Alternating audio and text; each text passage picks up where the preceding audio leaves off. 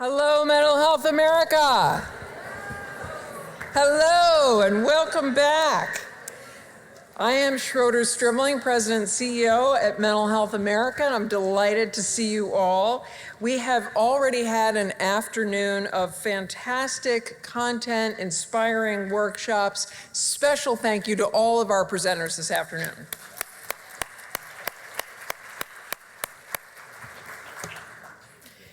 Mental Health America exists to promote mental health and well-being and prevent mental illness and crisis for all.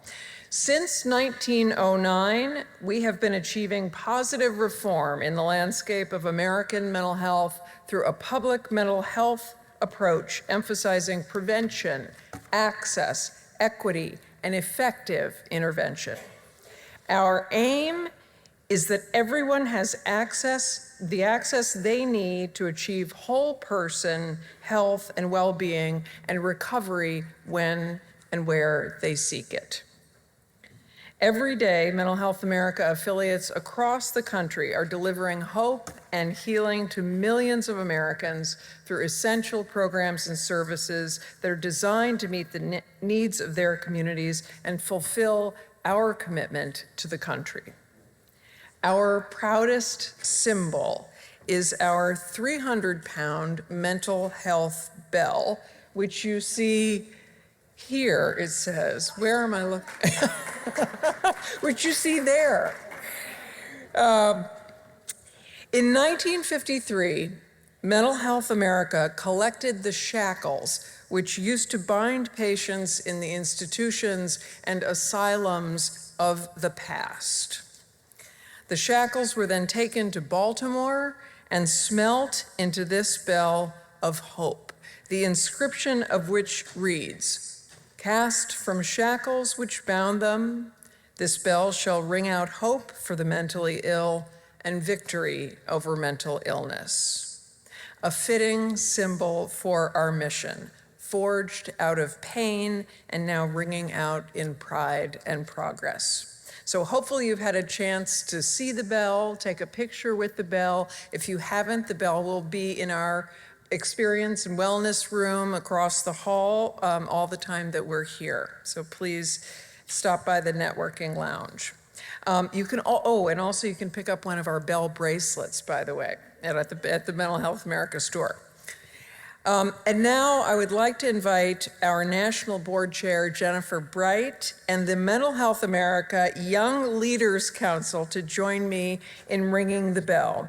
The Mental Health America Young Leaders Council is an annual program which selects outstanding young advocates who are transforming mental health in their communities across the United States. These young people embody our core values, including fighting and living proudly in the open, leading with lived experience, and advocating for rights, dignity, and support for all. So please join me, Jen and the Young Leaders Council.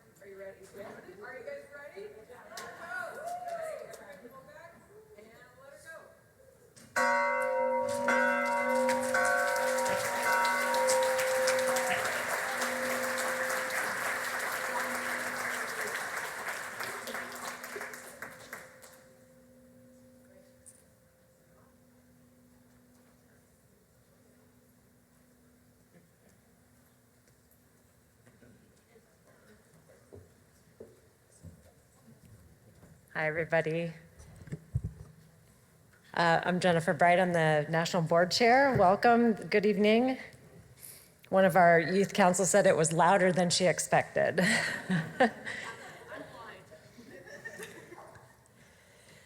It's my great honor this afternoon to present Mental Health America's highest honor, the Clifford W. Beers Award.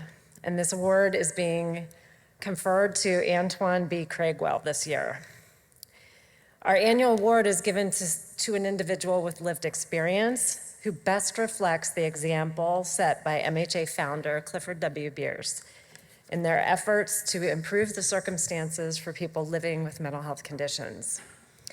Antoine is the founder of DBGM Inc., a nonprofit organization committed to raising awareness of the underlying factors contributing to depression and suicidal ideation of Black men in the LGBTQ+ community. DBGM Inc. began with the documentary You Are Not Alone, which courageously addressed depression and suicide, helping to break the silence and raise awareness. Since the organization's founding, Antoine continues to highlight and raise awareness of mental health impacting LGBTQ+ Black, Indigenous, and people of color. Antoine leads from his heart, and I only just met him, but I can tell you that he has a compassionate heart, and he relies on his own lived experience to inform this vital work. Like Clifford Beers, Antoine knows that we must continue to both fight in the open and live in the open authentically. Please welcome to the stage 2023 Mental Health America Clifford W. Beers Award recipient, Antoine B. Craigwell.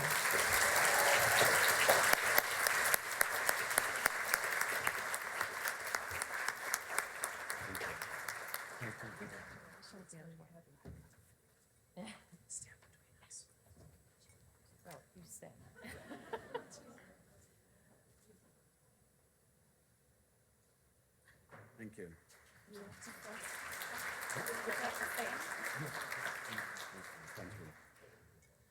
Thank you very much, Jennifer and Schroeder. That thing is heavy, isn't it? But also, more importantly, I'd like to thank the team of people from Mental Health America who looked at my nomination and accepted me, because when I got the notification in early April, I was like, they gotta be joking, this has gotta be a scam. But it wasn't, so thank you very much, and I'm here. And just quickly, I am wearing a Nigerian outfit that was handmade in Nigeria and sent to me by a Nigerian who just looked at my picture and could make this outfit for me. He is in Nigeria. I had some pictures taken. I'm sending them to him because he is a Black gay man in Nigeria. And his life is probably very often in danger. When I attempted suicide in 1999, I did not know of anywhere that I could turn. And I speak openly about my suicide attempt because in our communities there is a sense that some things we should not talk about. When our community members, our family members and friends take their lives, in very many of our families, we shut that down. We don't talk about it anymore. The trauma and the pain of that pain remains among us, and it passes on. Schroeder, in her introduction a moment ago, talked about and referenced Clifford Beers's whole person concept around mental health. Community members, and I want you to notice that I say community members, not ladies and gentlemen, because that is now disrespectful. Community members is more embracing for anyone's sexual orientation and gender identity. So community members, it is important that we, just as much as we can talk about having a headache, a stomach ache, a belly ache, our ankles are hurting, let us be easily able to talk about our mental health. Let's easily be able to say, I need help. Can you help me, please? I need someone to talk to. And when somebody comes to you and asks to talk to you, please be willing to listen. Please be willing to park your biases all of you, park it, because it's no longer about you, it's about the person who needs you right now. I've started, which Jennifer and Schroeder may not have been able to say, because my bio gets kind of like ridiculously long. I think they made it up.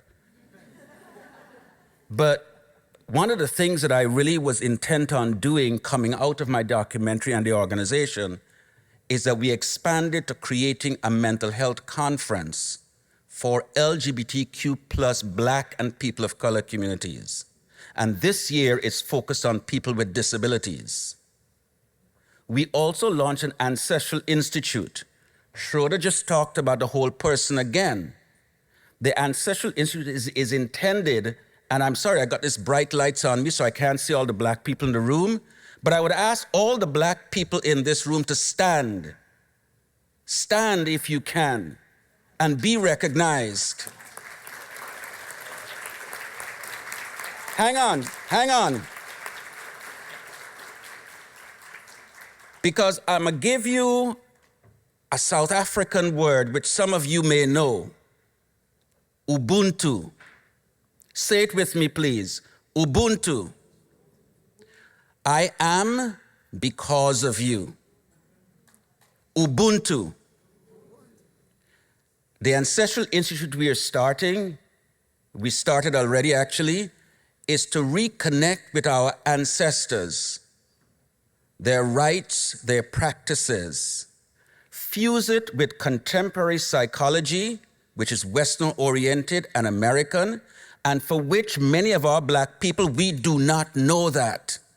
We don't recognize it. To fuse the two things to create a mental health that is uniquely for Black and people of color. Are you guys with me? So say this word with me again, Ubuntu.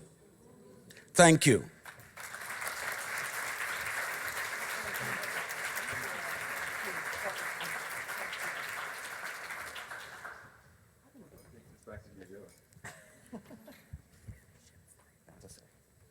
Your luggage might be a little heavy on the way home. Maybe hand carry that. I said maybe your luggage might be a little too heavy on the way home.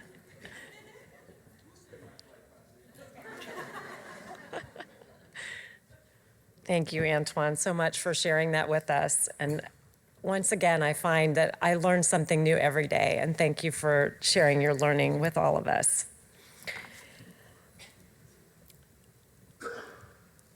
So in addition tonight, we're really thrilled to welcome Carmela Wallace, a philanthropist and founder of Live Free 999, an organization that she founded in honor of her late son, Jared, also known as Juice WRLD Higgins. Through his music, Jared explored the emotions that moved him and sometimes tormented him, and his message still resonates with so many others who can relate to the pain that he openly shared through his extraordinary musical talent.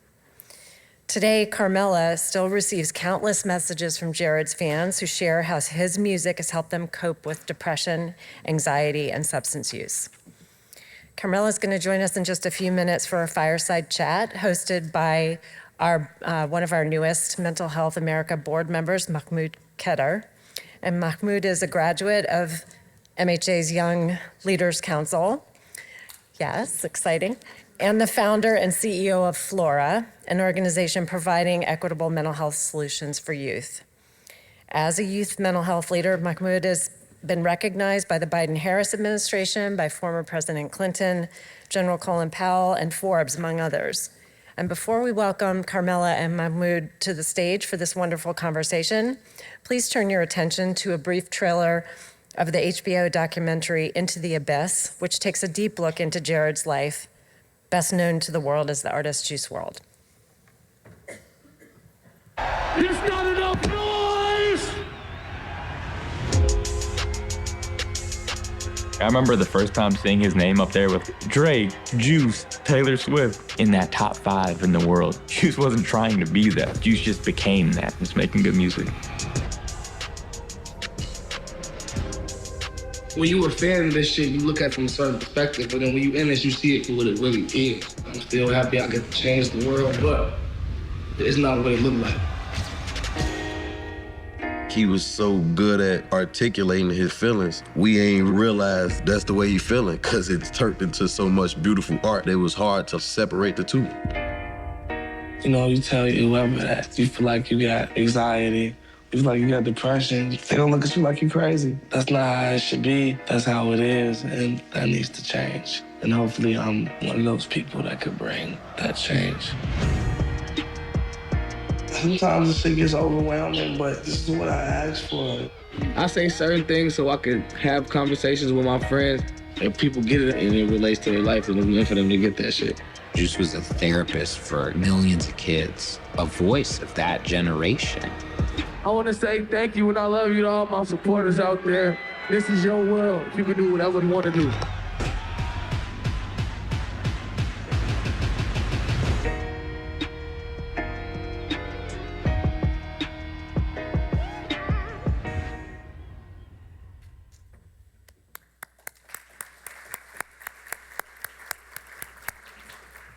Please join me in welcoming to the stage Mahmoud Ketter and Carmela Wallace.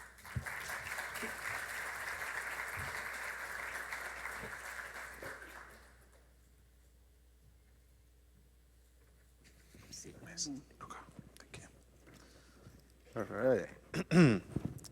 Hi, everyone.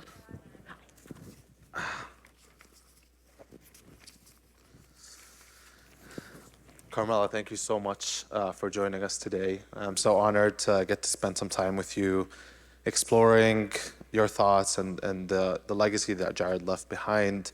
I want to start with an Arabic saying that we say whenever I see one of my community members or family members, and we tell them, Kif halak, which means in English, usually we'll say, how are you? But the actual translation is, how is your heart? How's your heart doing? How are you doing today? I'm doing fine. My heart is well. I like that. So what would you like for people to know about your son and the life that he led? So I know many people see him as the artist.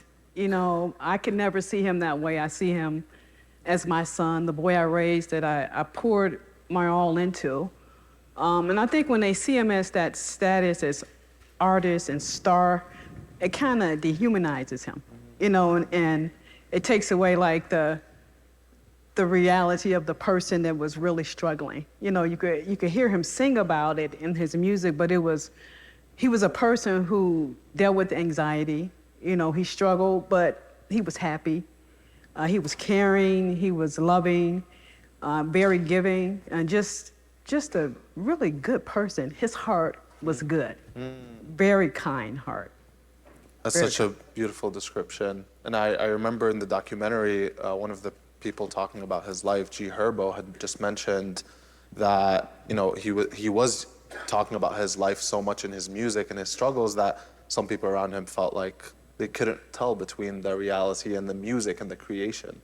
Do you feel like that is something you also saw? Yeah, because he was happy. You know, he was a happy boy. And so I would definitely check, how are you doing? And I'm fine. You know, he was happy. So unless you really started peeling the layers and asking the questions, you wouldn't know. Because he didn't walk around like he was depressed or, you know, was dealing with anxiety, you know, unless you really had a conversation with him. And because I raised him and I knew him, he still was able to tell me, oh, everything's fine. Mm-hmm. But it really wasn't. And that's how anxiety can hide sometimes. Mm-hmm. You know, you see the person and you remember who they were, happy. And, you know, it was hard for me to see that side of him because I wasn't looking for it because I didn't feel the need to look for it because he was happy, you know, and upbeat. And, you know, you see him in the documentary, he's laughing a lot. We laughed a lot. As a family, we liked laughing and watching sitcoms, just upbeat stuff. So he was very upbeat, and you would not have known that inside he was struggling. And that's something we see very common with young people and people in general, but especially young people who could be very happy presenting around the world, and they're going out and they're putting on a certain, not a mask, but like a way of telling everyone I'm fine. And part of it is feeling like the burden that I also felt when I was younger, the burden to feel like you tell someone and they feel burdened too. and that a lot of young people feel that. But Jared took essentially his experiences, penned a little bit, but mostly freestyling, which is absolutely incredible for his lyricism.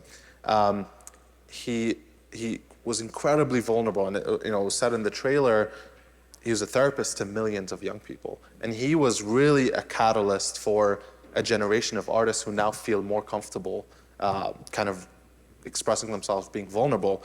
Why do you think he was willing to be vulnerable in his music? Well, when Jared was a teenager, I did have him see a psychologist regularly. So he was used to being vulnerable, and then that was just his personality. So he felt comfortable in that space. And he felt like that he was making a difference, and that made him even more comfortable sharing, what was going on inside his head. I feel like it is very rare to hear that a parent supported their child by helping get a mental health professional involved. And so I'm wondering what that process was like, supporting him kind of like before his musical career. So if you could talk a little bit more about that, and then kind of this acceleration into the spotlight and getting and going through that process. Sure. So as a child, Jared was diagnosed with ADHD. So it was always a challenge to find the balance, with medication, and just tried everything. Everything that was out there, I tried to just make it where he could function. Well, he functioned. Part of it, I think my biggest challenge with ADHD was separating him from ADHD.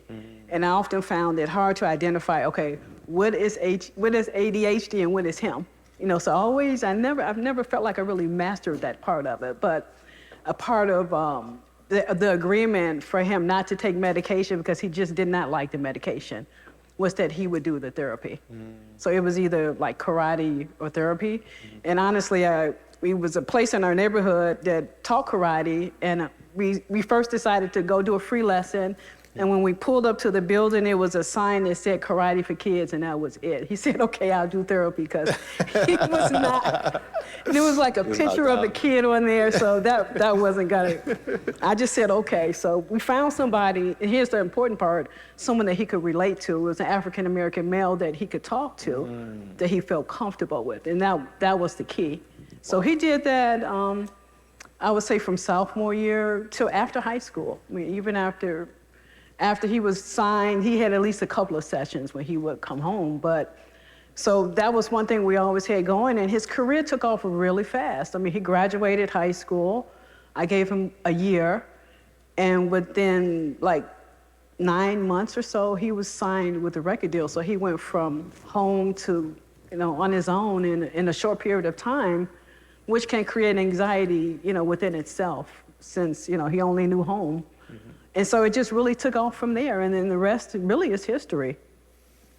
I feel like even within that process you're talking about, from like kind of getting recognized, getting that label deal, getting the money coming, getting the fame, there's no book about that. Like even as a mental health professional wouldn't really, there's no 100,000 people study that shows how to support, people who rose to that kind of level. And so, and I just want to point out the other point you made just about finding a therapist that was African-American that connected with him. And currently, there's such a big shortage of mental health therapists and professionals in general, but then to actually find someone who looks like him, relates to him, I mean, that's must have been a hard process, but at least having that space must have helped. It helped a lot.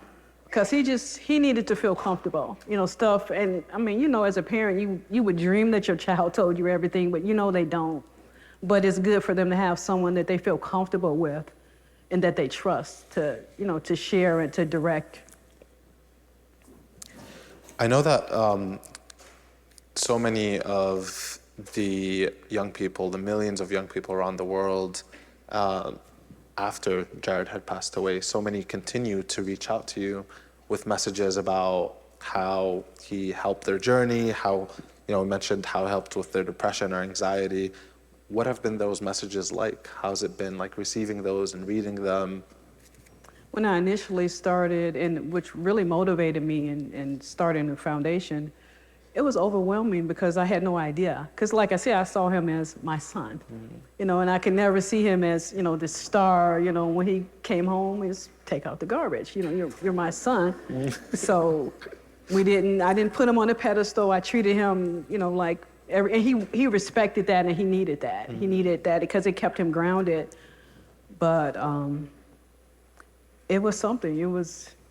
It's overwhelming to see that he had that kind of impact, and it makes me proud, that he was able in such a short amount of time touch so many lives and still touching lives. I think as a mom, it makes me really proud that he was vulnerable to share, and that it's like he sowed good seeds that bring life and help other people. So I'm very proud of that.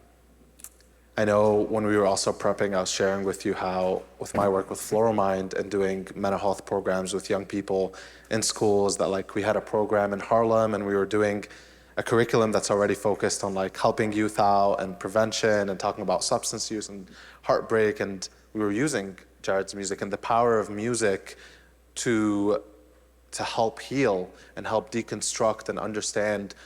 That's something that young people relate to. And that's something that young people, they looked at Juice WRLD, they looked at Jared as someone that's their idol. This is like a mentor to them who gave that vulnerability like no one else did. And I think I saw it day to day in our programs. And I remember when we were playing the song after he passed away the week after, and we just had young people singing and crying, and we held that space of like grief and love. And I know so many other educators in that hip hop education movement that have been trying and using more of those tools. So I'm wondering, what is your thoughts on using kind of music as a power to heal? I know you just mentioned kind of like receiving those messages. Is there anything else you'd like to add on that? Well, I think even music is powerful. I mean, it just does so much, and it was the only thing with Jared with the ADHD that he really focused on. Because he started piano when he was maybe 5, and he wouldn't focus on anything else, but he would focus on music. So it was something about music is powerful. I mean, it could bring life. It could really just, I think it'll be have a big impact on the mental health space. I'm also reminded of one of my colleagues, Dr. Ian, who builds studios inside schools to help young people also like write and make music. And he's using it as a form of therapy. And it's just, there's so much innovation that we can see if we just allow ourselves to be creative and to be open-minded to what healing looks like. And it's a lot more than like what we think it is. Right. So just continuing to talk about that mission and staying connected to Jared's work, what he's done, and then what you're doing now and you've done, I mean, just by raising Jared. Can you tell me how you stay connected to that mission and about the foundation and the work you're doing now? Sure. So I started Live Free 999 to honor Jared and to keep his legacy going, and really to finish the job he started. I'm following him. Even I told this story before, even the name of Live Free came from Jared. I don't know if everyone knows the story, but Jared, when he was a senior, we went thrift shopping for back to school, which was really good for my wallet, but that's what he wanted that year.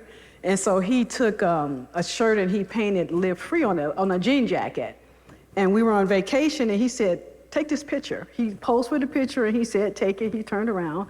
And so it was during a time when I was going through messages from fans, and I was looking at that picture, and stuff just started turning in my head, and I thought about Live Free, and then he came up with 999 to turn all the hell around. So really he named it, and I'm really following his legacy. I do it for him, to help people, to let them know that they're not alone, to let people know that someone wants to listen to them, that people care. So that keeps me going. Helping other people really helps me. And that has helped you in your process to actually support other people and be able to live out kind of the legacy that he left. I mean, that's such a powerful way to go into kind of the next question, which you're kind of, in a way, answering. What would you say to parents who are dealing with challenges, whether, they have a child who's currently suffering and they're trying to figure out how to help them, or they've lost a child to mental health? I would just say, to those who are struggling, you have to just keep those conversations going. And even if they don't talk to you, they need to have someone that they're comfortable with, but they need to be able to trust you. When Jared, as he grew older, I can't say when he was a teenager, our relationship was where he told me everything. I think it's just a phase that they go through, where they feel more comfortable. But as he got older and as I heard his music and what was going on, we would have those conversations, but without judgment. If your child tells you something, and if they feel like you're judging them, they're gonna tell it to talk to someone else who they feel won't judge them, which is usually their peers, which is really, you want them to talk to someone outside of their circle, because their peers are gonna tell them what they wanna hear times out of 10, and they're just not equipped to help them. But I would say, listen to your children, take the judgment off, and just let them know that you're there for them. I think that's the only thing you can do, to know, they know that you love them and you're there for them. And as far as, grieving, I think everyone just give your permission to go through the pain. It's not a magic wand to make it go away. It's a sting that comes with death, but over time, it doesn't hurt as bad, but it's still a void, because, you lose a child, it's gonna be a void. But I channel my energy into doing things to help other people. So I try to, keep his legacy alive, and that helps me. And I give myself permission to have a bad day. If I'm missing him one day, I'm gonna sit in that space. But I have a lot of wonderful memories, that help me. But I think as a grieving parent, you just have to give yourself permission to grieve. That's so powerful. And you're saying give yourself permission to grieve, give yourself permission to have a bad day, I feel like is such an incredible piece of advice to share with someone who sometimes it feels like sometimes it feels like the coping and healing process is if you're not improving, then you're not doing well.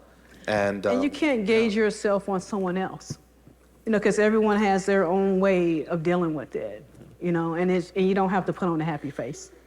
And I like to say healing is never linear.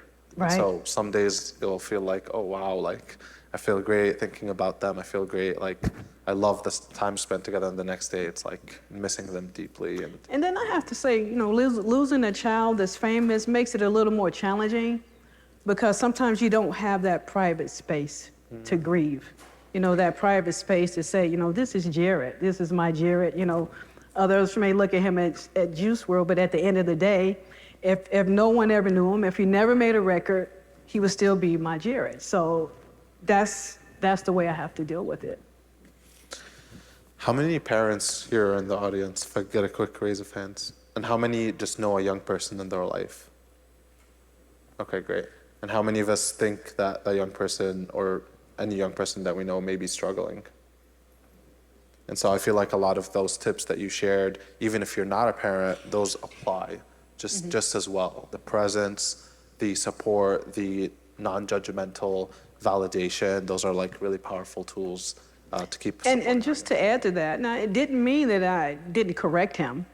I did not agree with unacceptable behavior. So, you still have to take that position as a parent, but it's just the way you do it. Thank you for that. If you had a microphone to reach, every young person who is currently struggling, maybe those that we know in the room, those that listen to Jared's music, what would you say to them? I would say, don't suffer in silence, and that you're not alone, and get help. We actually have a crisis text line that, someone could text 24/7 and it's confidential. I think it's just important to talk to someone. Don't hold it in. Get help, and don't suffer in silence, because you're not alone. Many times you may think I'm the only one that went through this, that's going through this, but you're not. Someone's been there before, and someone's overcome it before. So I would just say, hold on, keep fighting today, keep fighting tomorrow, and keep fighting the next day too. Keep trying. Love that. Yeah. Fantastic. Thank you. I know Jared also mentioned in his music and in the documentary how important faith was to him. And he'd mentioned, like, even when he'd go up in front of the stage and do his music, he'd usually give a talk to motivate his fans and tell them, chase your dreams, don't ever let anyone tell you you couldn't be anything. And he'd always add some component about faith, about praying. And he'd also mentioned the documentary and other places, you would encourage him to stay on his faith, to go to church. Can you talk about that kind of like connection between mental health and spirituality or faith?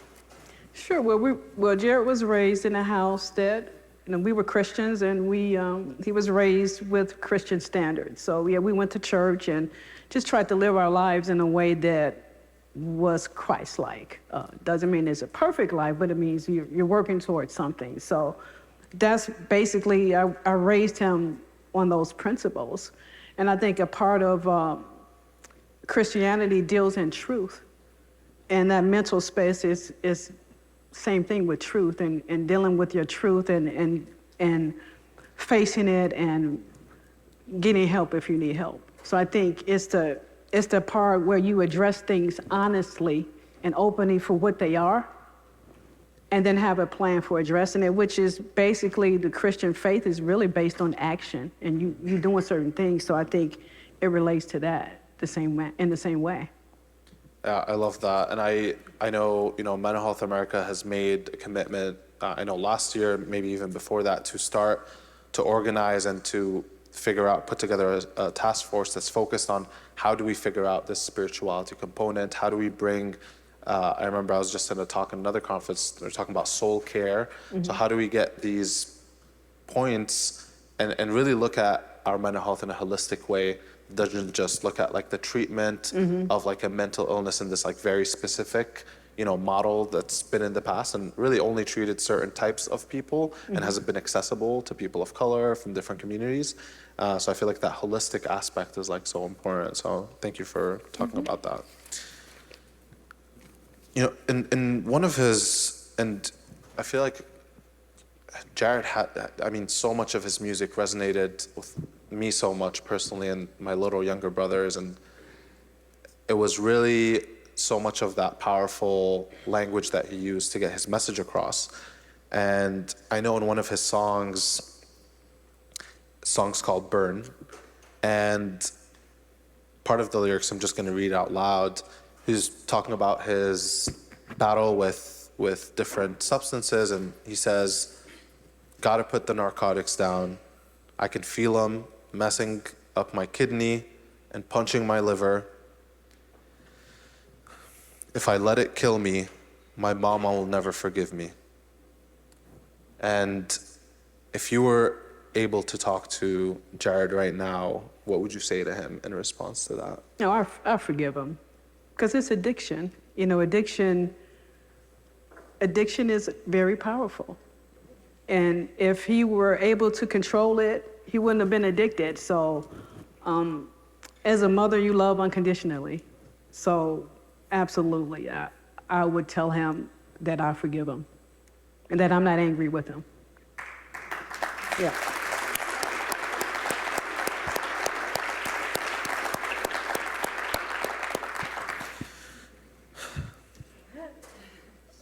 Thank you for that. You're welcome. That was very touching. So we have a lot of different stakeholders in the room, from organizations to youth mental health leaders to people who may work in the private sector. How can people in the room make a difference and support your work? Of course, like directly with the foundation, and then any other thoughts you feel like generally to also move the conversation forward. Well, as far as our foundation, they could visit our website, livefree999.org, and you could donate.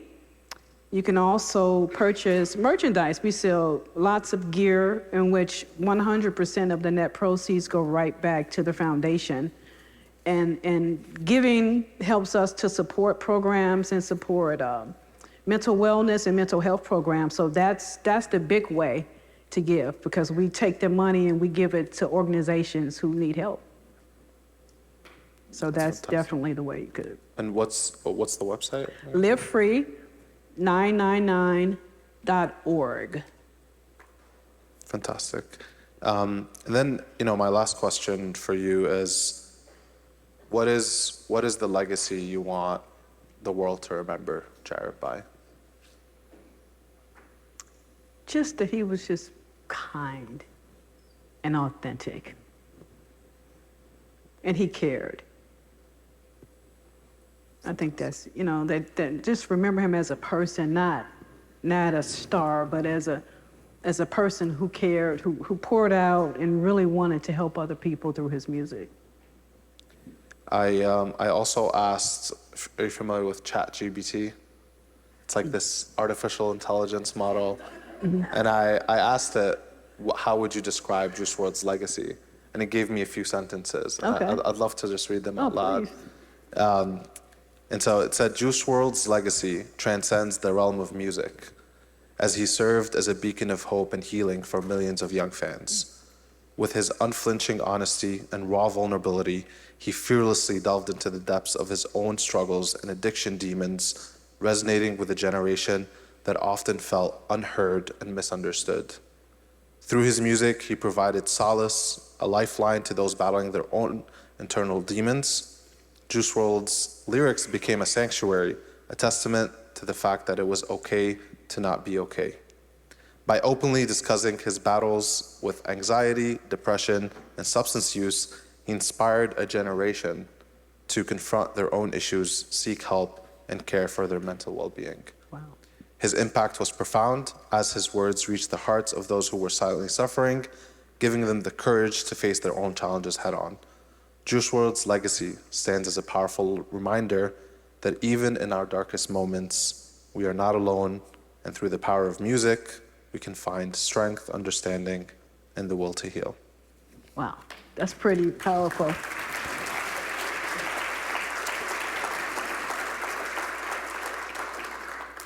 Thank you so much for being here, being present with us, bringing us your beautiful thoughts and sharing with us such a beautiful moment during this conference. I am so grateful to you. And thank you everyone for joining us today. Please give it up for Kamal. Thank you, guys. Oh, the video. Okay.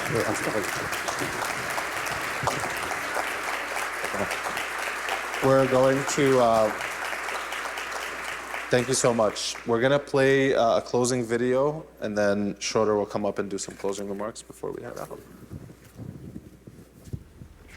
My message to the youth is to be strong no matter what you're going through. If you need help, seek help. Whether if you're on a professional help, seek help and surround yourself with people that'll help you, that'll listen to you, that got your best interest.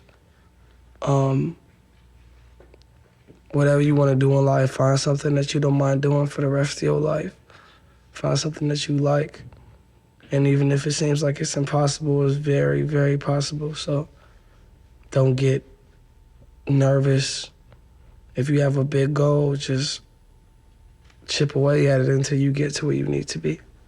When you're a thinker, I'm the same way. You look for answers that you know you can't, you're not gonna be able to get. You know what I'm saying? It kind of drives you crazy. Because you feel like you should have these answers, but you don't. So you just try to think your way into a solution, but you can't find the answer. So I think that's what life is about. Truly finding yourself.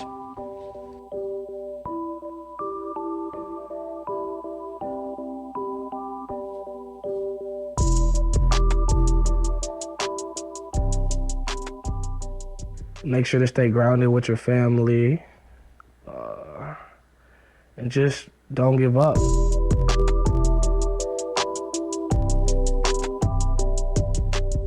Throughout life, there's always gonna be a lot of discouraging people that, use the word can't and try to hold you back. But you just gotta stay true to yourself and make sure that, you're aware of your potential.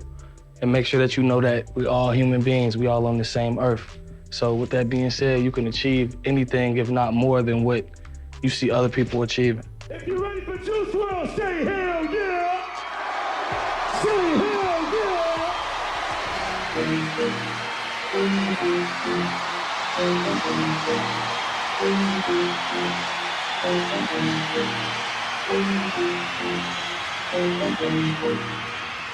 One thing that my mom instilled in me, can't forget to give back no matter what you do.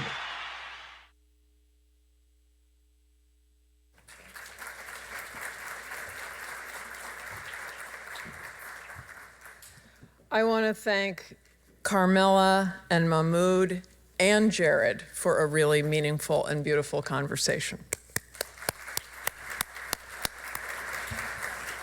Carmela, quite clearly, Mental Health America is so grateful for you so generously sharing your story and Jared's story, and you are carrying forward the light of your son's life, and as you say, carrying on his work, and we are grateful that his spirit lives on in you. So this is the close of our program for the moment. We are at 5:45, there will be a reception right outside. But before that, a couple of notes. So for those joining us here, please do join us for the reception very shortly. For those of you who are joining us virtually, thanks for a great day number 1. We look forward to seeing you back here tomorrow for another day of terrific content, starting at 9 a.m. with Assistant Secretary for Mental Health and Substance Use at DHHS, Miriam Delphin-Rittman, followed by MHA's Youth Leaders Panel and the presentation of our Empower Award. So we will see you all shortly at the reception, and virtual friends, we will see you tomorrow.